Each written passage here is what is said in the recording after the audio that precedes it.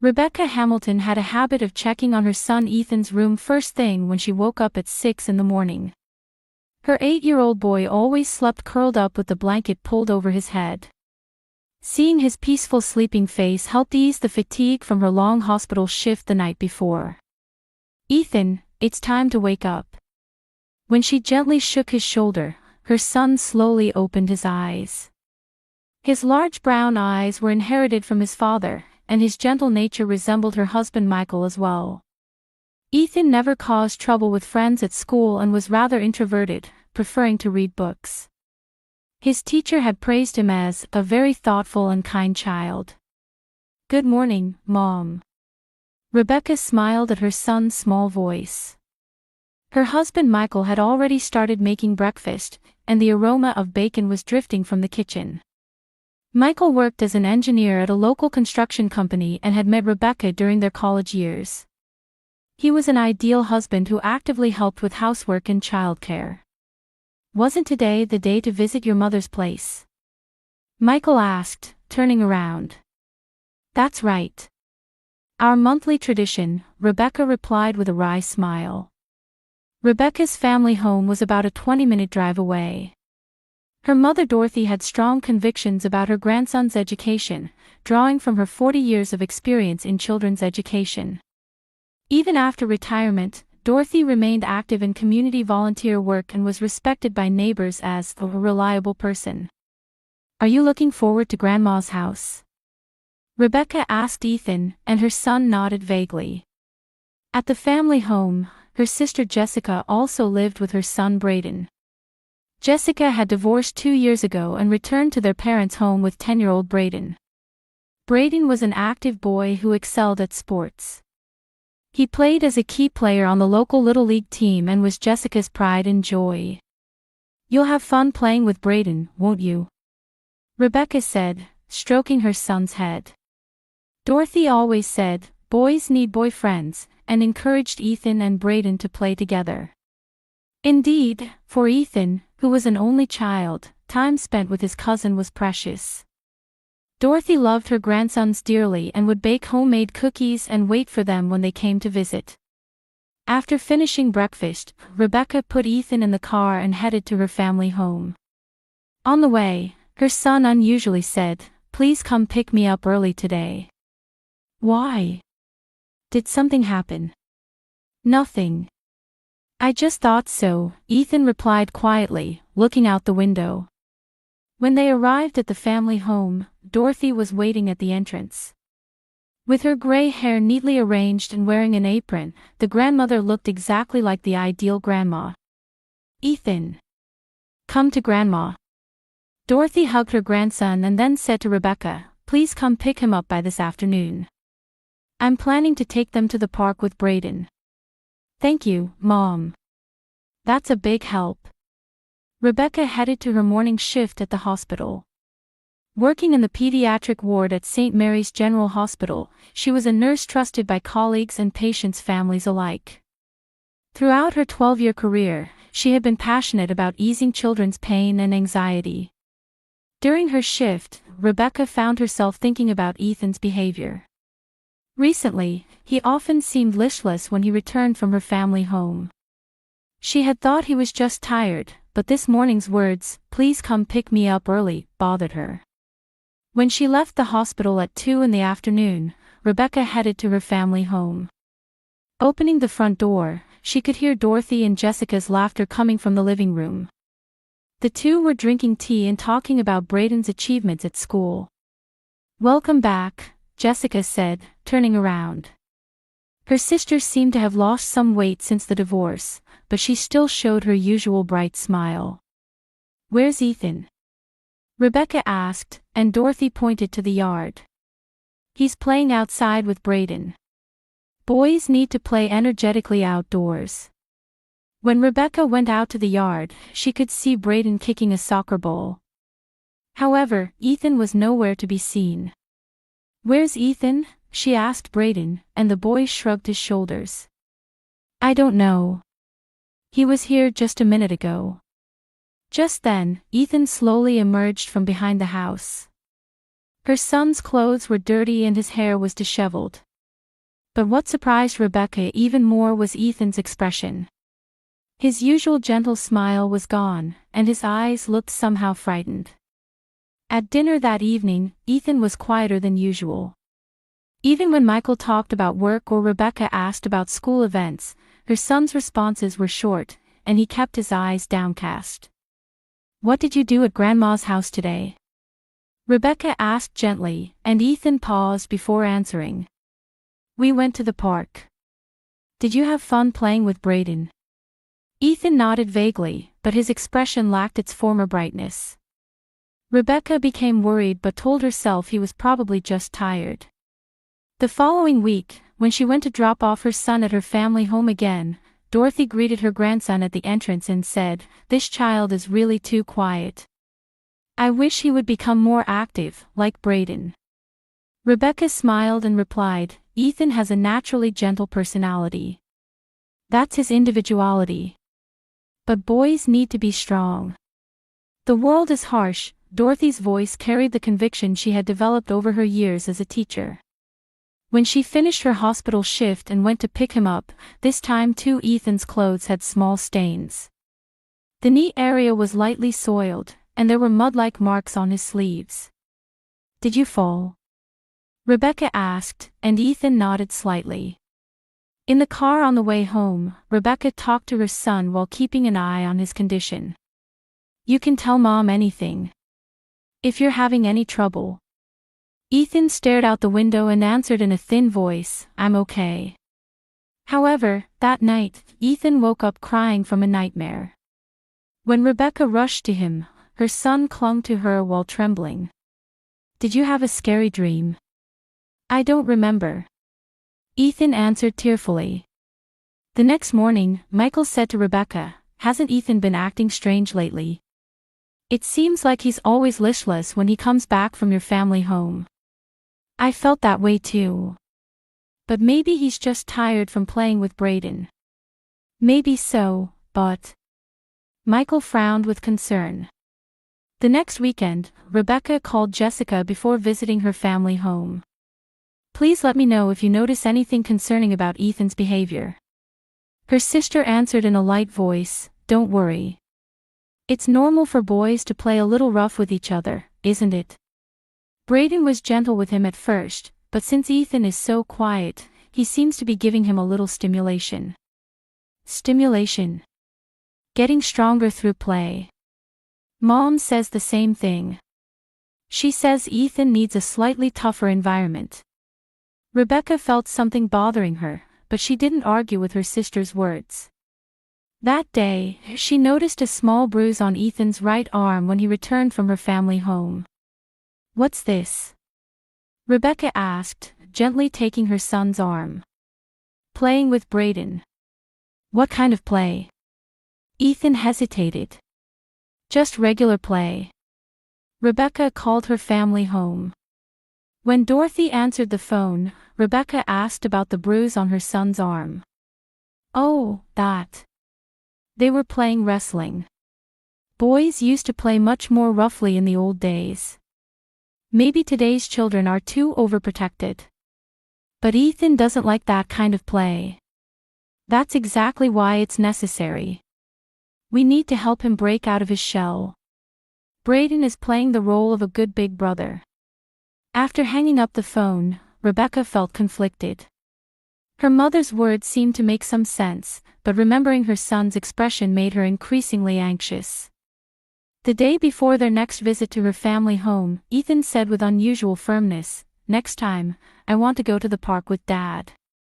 "Why? Isn't Grandma's house fun?" Ethan fell silent. Rebecca knelt down to meet her son's eyes. "Is something unpleasant happening?" "Not really. I just want to play with Dad." Michael entered the living room and had heard the conversation.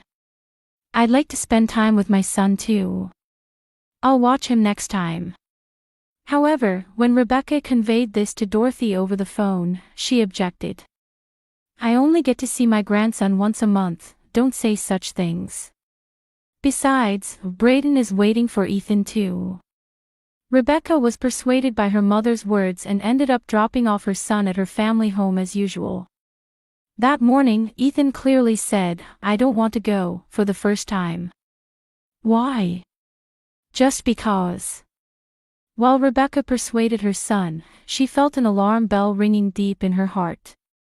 However, her promise to her mother and desire to maintain family harmony won out. When they arrived at her family home, Brayden came running energetically. "Ethan, I'll teach you a new game today." Ethan backed away and hid behind Rebecca. This was a reaction from her son she had never seen before. "It's okay, Ethan. Have fun playing with Brayden," Dorothy said, pushing her grandson's shoulder. As Rebecca headed to the hospital, she couldn't get her son's frightened expression out of her mind. When she consulted with a colleague nurse, she answered with a serious expression. "Children's intuition is sharper than adults. Please value your son's feelings." In the afternoon, as the time to pick him up approached, Rebecca's anxiety increased. When she called her family home, Jessica answered. "How's everything today? Is everyone doing well?" "Yes, the children are playing in the yard. But. Ethan cried a little. "But it's okay," he was smiling again right away. Rebecca's heart began to race. "He cried. Why?" "He just fell down. Boys fall often, don't they?" Mom also said, "He's no good if he cries over something like this." After hanging up the phone, Rebecca hurried out of the hospital. While driving, she recalled her son's recent changes. His listless expression, the dirty clothes, the bruise on his arm, and this morning's words, "I don't want to go." All of these seemed to be crying out something to her. When Rebecca rang the doorbell, Dorothy appeared. Her hair was neatly arranged as usual and she wore a clean apron, but there was a slight tension visible in her expression. "Welcome back, Rebecca. You're a bit late. There was an emergency at the hospital." "Where's Ethan?" "He's in the living room." "But." Dorothy started to say something and then closed her mouth. When Rebecca entered the living room, she saw Ethan sitting on the sofa. Her son's face was swollen more than she had ever seen, his left cheek was bright red, and there was a small bleeding wound on the left side of his forehead. "Ethan." Rebecca rushed to her son, knelt down, and hugged him. Ethan's small body was trembling and felt hotter than usual. "What happened? What's going on?" Ethan buried his face in his mother's chest and answered in a trembling voice, "I fell down, outside." Rebecca gently lifted her son's face and checked the condition of his wounds. The swelling on his left cheek was clearly from a blow, and the wound on his forehead looked like it was made by something sharp hitting him. From her experience as a nurse, it was clear this wasn't from a simple fall. "Mom, what is this about?" Rebecca stood up and turned to face Dorothy. Dorothy showed a confused expression and answered, "He fell while playing in the yard. Brayden came running to tell us." "This much swelling doesn't happen from just falling," Rebecca's voice trembled. Just then, Jessica appeared from the kitchen.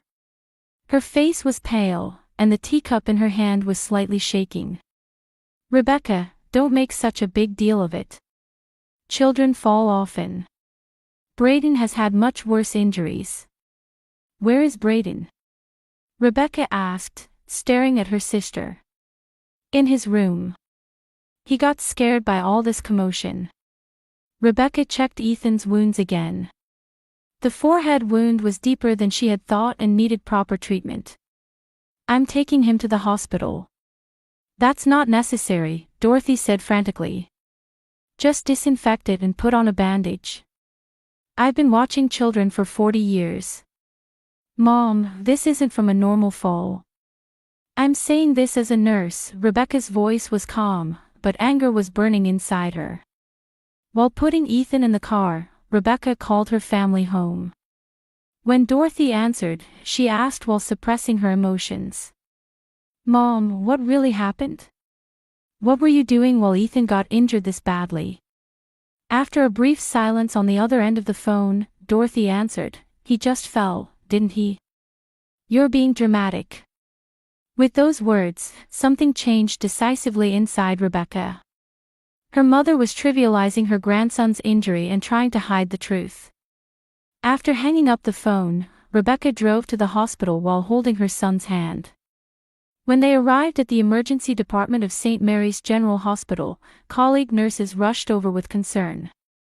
Dr. Johnson, the attending physician, was a trustworthy colleague from Rebecca's workplace. "Rebecca, what happened to your son?" "I was told he was injured at my family home. They said he fell, but..." Dr. Johnson laid Ethan on the examination table and began carefully checking the condition of his wounds. Rebecca held his hand while encouraging her son. "It's okay, Ethan. The doctor will take care of you." The doctor examined the facial swelling, forehead wound, and the condition of his arms and legs in detail. During this time, Ethan gripped his mother's hand tightly. After about 15 minutes of examination, Dr. Johnson's expression changed. He gave some instructions to the nurse and then called Rebecca to a separate room. "Rebecca, I need to talk to you about your son's injuries." Rebecca's heart pounded violently at the doctor's serious expression.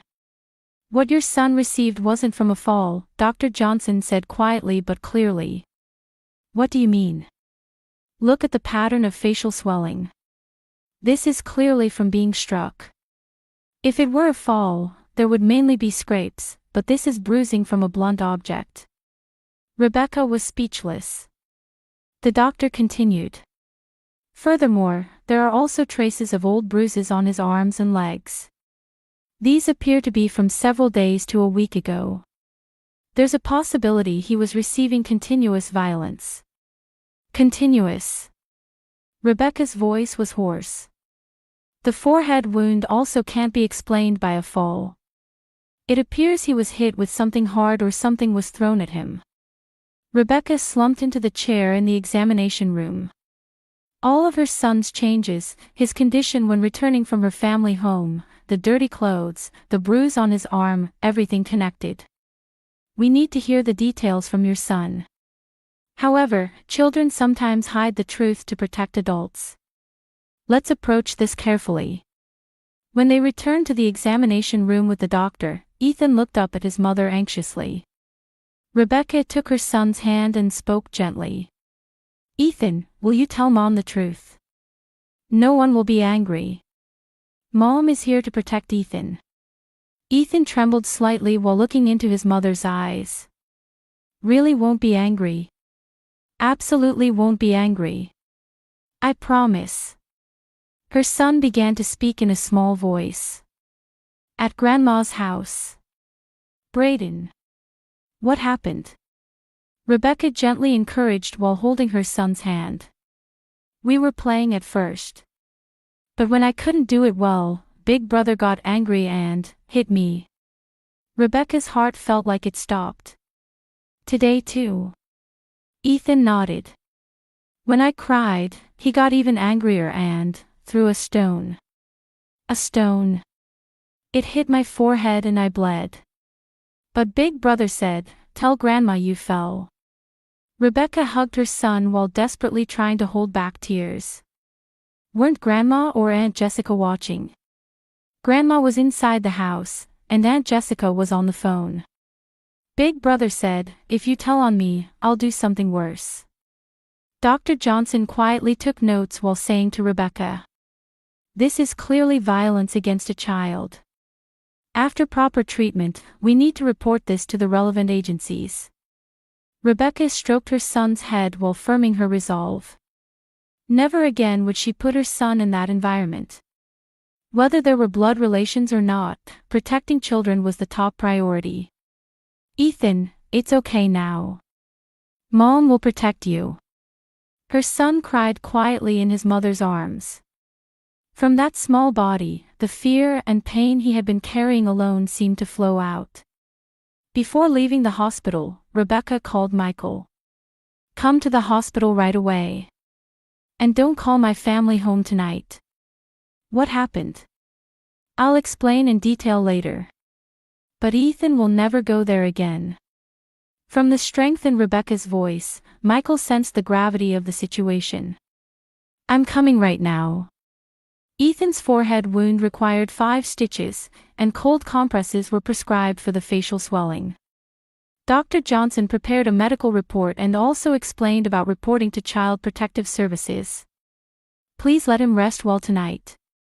And if your son wants to talk more, please listen to him without forcing it. In the car on the way home, Michael looked worriedly at Ethan in the back seat.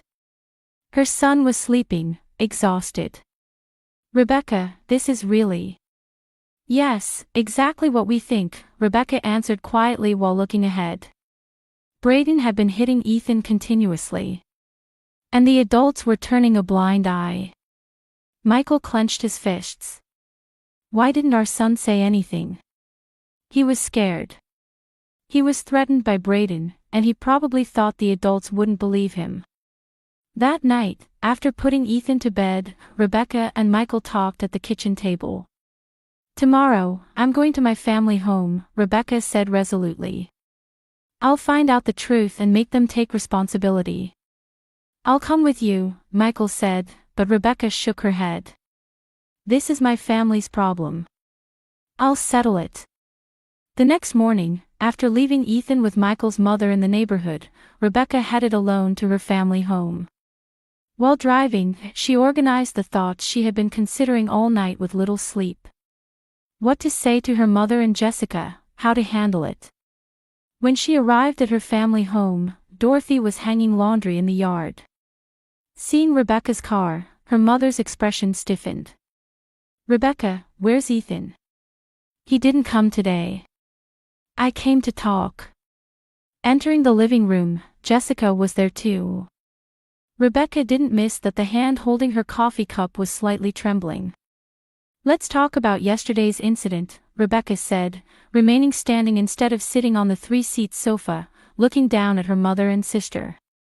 What incident? Dorothy asked. According to the doctor's diagnosis, Ethan's injuries weren't from falling. They're marks from being hit by someone. Jessica gasped. Dorothy answered without changing her expression. The doctor must be mistaken. Children's injuries are lighter than they look. Mom, Rebecca's voice was quiet but intimidating. Ethan told me everything. That Brayden was continuously violent, that he threw stones, and that he was keeping him quiet about it. Heavy silence filled the living room. Jessica covered her face with her hands, and Dorothy stubbornly stared ahead. Where is Brayden? When Rebecca asked, Jessica answered in a trembling voice. At school. When he comes back from school, I want to talk to him. Wait, Jessica stood up. It's just kid stuff, isn't it? You don't need to make such a big deal. A big deal? Rebecca's voice rose. Did you see my son's face? Do you think that's normal between kids? But Brayden isn't a bad child. He's just a little. A little what? Jessica was at a loss for words. Dorothy spoke up. Boys sometimes become rough. Brayden might be stressed because he doesn't have a father. Does that justify hitting Ethan? Rebecca stared at her mother. Mom, you were a teacher for 40 years, right? With that experience, do you think this is normal? Dorothy showed signs of upset for the first time. I wasn't watching. If something like that really happened. You weren't watching. Rebecca made an incredulous sound. Even when my son came back crying. Even when his clothes were dirty. Even when he was injured. Just then, footsteps could be heard from upstairs. Brayden was coming down the stairs. He seemed to have returned from school. The 10-year-old boy sensed the tense atmosphere among the adults and showed a wary expression. Brayden, come here, Rebecca called out. The boy looked toward his mother, but Jessica averted her eyes. Can you tell me about Ethan? Rebecca knelt down to meet Brayden's eyes. What about? Tell me what happened in the yard yesterday. He just fell, the boy answered immediately. Rebecca continued in a gentle tone. Brayden, you don't need to lie. Tell me the truth. The boy's eyes wandered. He really fell. That's different from what Ethan said. He said you threw a stone. At that moment, Brayden's expression changed. Ethan's lying. I didn't do anything. Then how do you explain Ethan's facial injury? Brayden couldn't answer and looked toward Jessica. His mother pulled her son close and said, That's enough. Stop blaming the child. I'm not blaming him. I just want to know the truth. Rebecca stood up. But if you're going to cover this up, I'll have to take other measures. What other measures? Dorothy asked. I'll officially report this to Child Protective Services. I might also consult with the police. Jessica turned pale. That's so dramatic, we're family. Because we're family, Rebecca's voice was filled with anger. If we're family, we should protect children, shouldn't we? Ethan is family too. Why won't you try to protect him? Dorothy opened her heavy mouth. Perhaps, there might have been things I overlooked. Overlooked? I had noticed that Brayden was sometimes harsh with Ethan. But I thought it was like a brotherly relationship. Violence isn't acceptable even between brothers, Rebecca said calmly. And for adults to neglect it. Jessica started crying. I had some awareness too. But considering Brayden's stress, he doesn't have a father, and things aren't going well at school. Do you think that's an excuse for him to be violent toward Ethan? Silence filled the living room again. Brayden was clinging to his mother and crying. Rebecca took a deep breath and gave her ultimatum. Listen carefully to what I'm about to say. First, Brayden must receive counseling. Explore the causes of his violent behavior and get appropriate treatment. Second, an apology to Ethan. And third, take responsibility as adults to ensure this never happens again. What if we can't do that? Dorothy asked in a small voice. I will never let Ethan come to this house again. And I'll take legal action if necessary. Jessica said tearfully, Rebecca, please. The family will fall apart. The family didn't fall apart because of me. Rebecca headed toward the entrance without looking back. The only thing I did was believe my son and try to protect him. Before opening the door, Rebecca turned around. Give me your answer by tomorrow. Whether you're willing to get counseling for Brayden. Getting into the car, Rebecca's hands were shaking. However, she also felt a sense of liberation she had never experienced before. She had said everything necessary to protect her son. There was no going back, and she didn't intend to. 3 days later, Dorothy called. Her voice sounded much smaller than before and tired. Rebecca, I need to talk to you. I've decided to get counseling for Brayden. Rebecca breathed a sigh of relief. I see. I think that's the best choice. I made an appointment at the pediatric psychiatry department at St. Mary's Hospital. We plan to start next week, Dorothy continued. I also admit that my response was wrong. As a teacher, as a grandmother, it should never have happened. For the first time, Rebecca felt sincerity in her mother's words. What about Jessica? She's going to receive counseling together with Brayden. She says she'll take responsibility as a mother for her son's behavior. 2 weeks later, Rebecca visited her family home with Michael and Ethan. Brayden was beginning to show the effects of counseling and had asked to apologize directly to Ethan. In the living room, Brayden stood in front of Ethan with a nervous expression. He did his best to convey the words he had prepared under the counselor's guidance. Ethan, what I did was really bad. I'm truly sorry for hitting you, throwing stones, and threatening you. Ethan nodded slightly while holding his mother's hand. I didn't hate you. I was frustrated because I don't have a dad and things weren't going well at school. But that wasn't your fault. I was wrong. Tears welled up in Brayden's eyes. The 10-year-old boy was beginning to understand the weight of his actions in his own way. I'm learning how to control my anger in counseling now. I'll never hurt anyone again. I promise. Ethan looked up at his mother. When Rebecca smiled at him, her son answered in a small voice. Okay. But don't hit me anymore. I absolutely won't hit you, Brayden answered strongly. After that, Dorothy and Jessica also apologized to Ethan. Jessica especially cried as she sincerely apologized for not being able to protect him. Ethan, I'm truly sorry that I, as your aunt, couldn't protect you.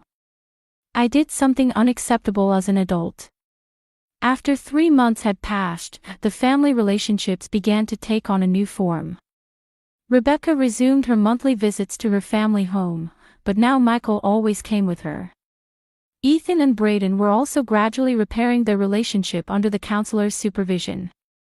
One Sunday afternoon, Rebecca watched Ethan and Brayden quietly reading books in the yard. There was no chasing around like before, and each was spending time at his own pace. Still, when she occasionally saw Brayden speaking gently to Ethan, she could feel hope. I think it will still take time, but Brayden is trying to change, Jessica said, sitting next to Rebecca. That's right. But what's important is the will to change, Rebecca replied. That night, in the car on the way home, Ethan said, Mom, thank you for protecting me. Rebecca's heart warmed at her son's words. That's natural. Mom is always on Ethan's side. Next time, if something scary happens, I'll tell you right away. Please do. You can tell me anything. Michael turned around from the driver's seat and said, We're a real family. We cherish and protect each other. I think that's what family means.